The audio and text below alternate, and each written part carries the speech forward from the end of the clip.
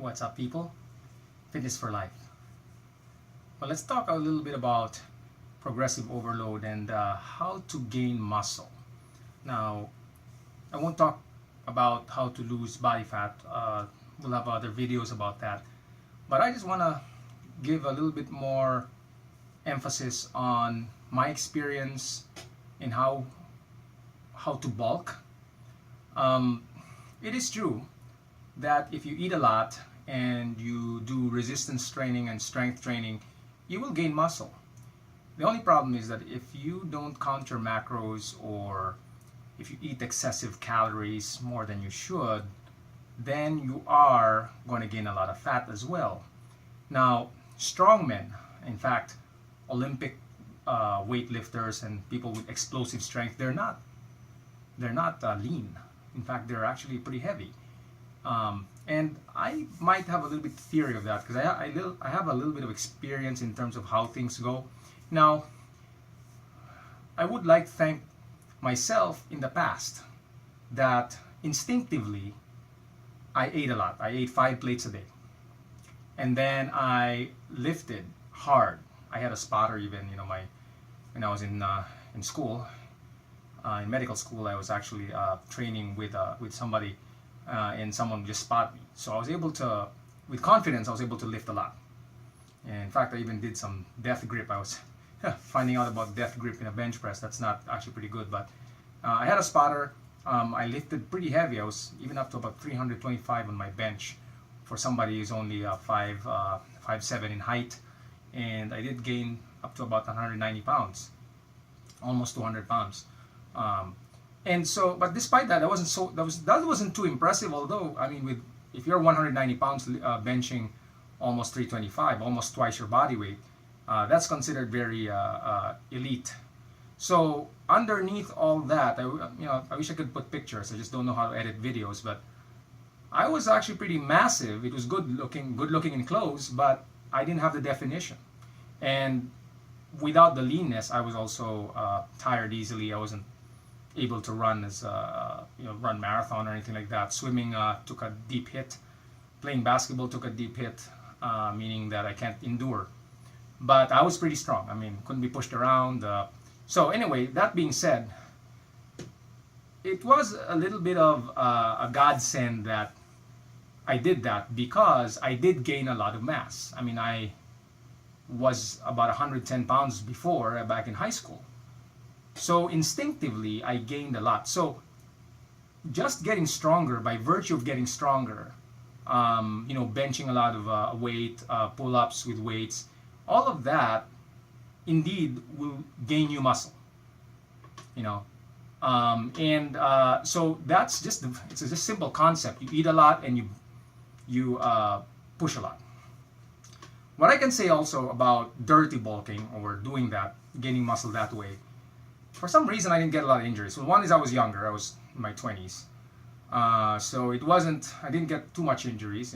There are things to fat. Fat is a little protective. Subcutaneous fat, or, when you're training, I'm not talking about being just obese and sitting around. But when you're training and you have fat, you're not, you're eating as much as you can. It actually, just my experience, it seems to protect me from injury. But for example, right now I'm doing a little bit of, doing resistance training again. I want to gain muscle again, but this time I'm going to get it slowly. However, you do want to have that motivation to be able to push.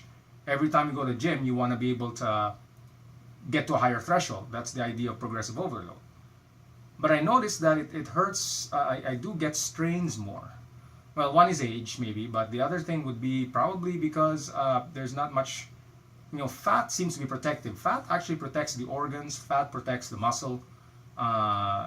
So there is some protective effect of fat.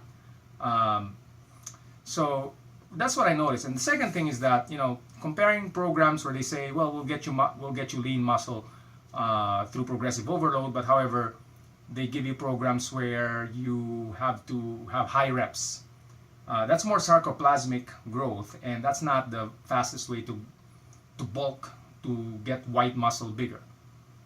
It will make your muscles also like denser, but not bigger. So, but sarcoplasmic growth also seems to be more protective of your from strain. Because you warm up. You do warm ups. You do 15 reps, and then you lower the reps, kind of like a pyramid scheme, but lots of reps. So you kind of warm up your muscles, and you don't shock it as much. So the problem with that is that you don't get the maximum benefit of progressive overload if you don't shock your muscles. But the caveat is that you won't really get injuries. Now you'd get maybe tendinitis or something in the joint because of too much repetitive movement. That I agree. So that's what I noticed. I did get some elbow pain. I mean, just doing that. But again, not as much as strain.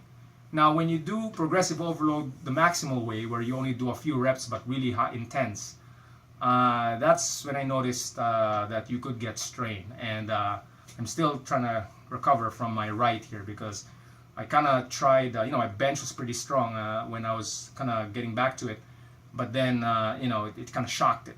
So I got a strain, and I was in this position again. My mistake was also formed because I started from the very bottom here.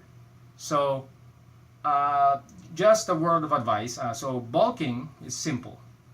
You have to get stronger to do progressive overload, low reps, but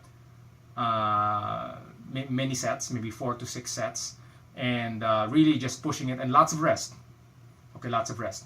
The only thing is that even if you do warm up, I do try to warm up, you can't warm up enough to the point where you can't do your max. I mean, that's a problem. If you just warm up like a lot of reps, you want to be able to do your maximum, either the maximum weight you can do in 5 reps or 3 to 5 reps, something like that, because that's the maximal way of getting progressive overload. But you got to watch out for strain. That's just my opinion. I noticed that once you're doing that, once you're setting a goal, you technically, there's a fine line. You kind of want to shock your muscle so that you can entice it to grow, but too much shock will strain it. Even though you're strong. I mean, I could do more, but it just shocked the muscle. So anyway, that's my opinion on that. So again, dirty bulking or even just bulking in general is good. But if you're lean bulking, you got to watch out for strain,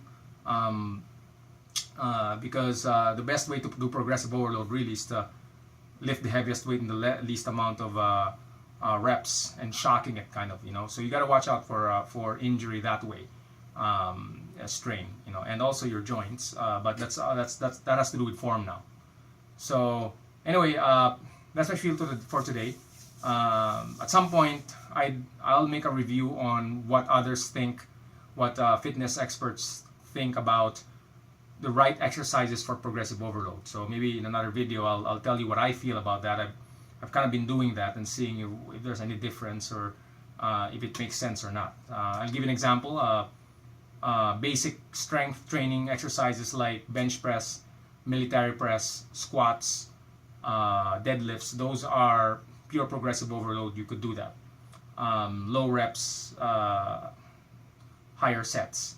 Whereas something like flies, for example, tend towards more sarcoplasmic growth, where you could do more reps, and you try to improve by also just adding one more rep than before. So we'll review that and see if does it make sense, because some other fitness people also think like, I'm gonna get my shoulders bigger by bulk my shoulders by lifting very heavy on your lateral flies. So we'll review that. I think both have pros and cons. But as far as dirty bulking goes, eat plenty, lift heavy weights. You can do dirty bulking. If you watch your calories and doing lean bulking, that's great. The only main thing in lean bulking is you want to watch out, make sure that you do want to shock your muscles, but you don't want it to the point where there's strain. And that's going to be very subjective. No program in the world is going to tell you, well, this is the best program, so you won't, you'll progress. You really have to look at your body. Some fitness experts actually say that listen to your body. If you can't do a squat, if you do squats only up to here, up to up to this position, and if you go beyond, you feel like you're straining your knees or straining your joints, or giving putting more weight on your joints, then stop. Just do until there.